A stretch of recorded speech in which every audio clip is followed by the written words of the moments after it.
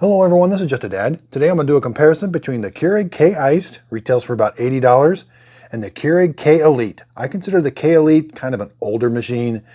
It kind of just looks a little bit older, but it is a very good machine and it is very reliable. And they are still selling it. You know, it retails for about $190. You can find it on sale for around $100 sometimes, but typically around $130, $150. So both of these coffee makers have an iced button. On the K-Iced, we've got this button here that's blue. We're going to press that. We can do an 8, 10, or 12 ounce iced coffee, and it's going to brew the half the amount that it says. So if we brew an iced 8, it's going to brew 4 ounces through a coffee K-Cup. Over here, on the K-Elite, it's got a single button that's called iced.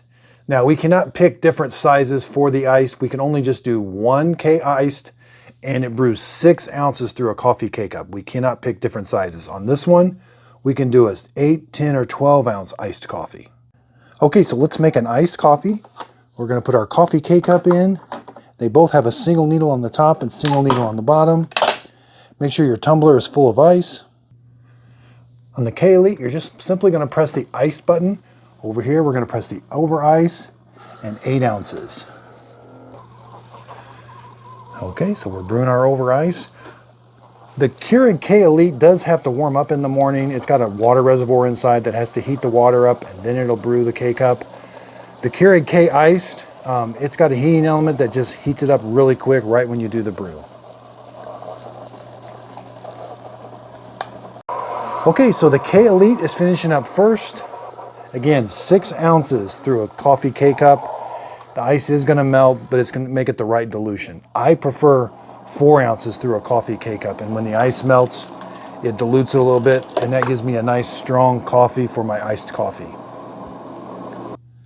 Okay, so now you can add your whatever type of milk you'd like to add. I'm adding some almond milk. About 2 to 4 ounces of almond milk. And then you can add your whatever type of syrup you'd like. I added a little bit of French vanilla, and these taste really good. So both these Keurigs, I can also do an 8, 10, or 12 ounce cup of coffee. And over here, now on the K-Elite, I can do a 4, 6, 8, 10, or 12 ounce cup of coffee. So I did the over ice with 6 ounces. I could just do a 4 ounces, and that would kind of mimic this one over here. Both of them have a strong brew. I can do a strong brew. I can do a strong brew here also. They both have an add water light and a descale light. The K-Elite does have a clock. It does have a little menu you can go in there. You can turn this thing on in the morning, but it will not brew a K-Cup. You can get the heating element started so that when you're ready to go, the heating element's all heated up. With this one, as soon as you put a K-Cup in there and start brewing, it's going to turn on and it just heats up really, really quick. This one, if it's the first thing in the morning and you haven't set a timer, it could take up to about 3 minutes to heat that water in the internal tank.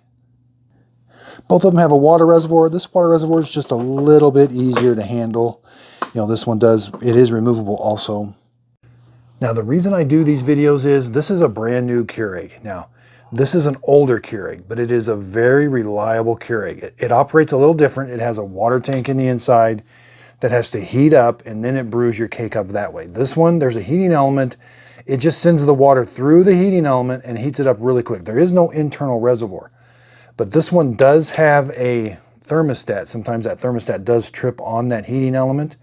Now, I've never had that happen on the K-Elite, and there is no thermostat you can reset on it. Descaling on the K-Iced can be a little tricky. That light's going to come on after 250 brews no matter what. And the only way to get that light to go out is you have to put it into a special descale mode. Over here on the K-Elite, I'm not really sure what lights the descale light, and there is no descale mode to put the machine into to get the light to go out. You just got to run some vinegar through it or some Keurig descaling solution, and hopefully that you haven't waited too long and it does clean the inside of the coffee maker.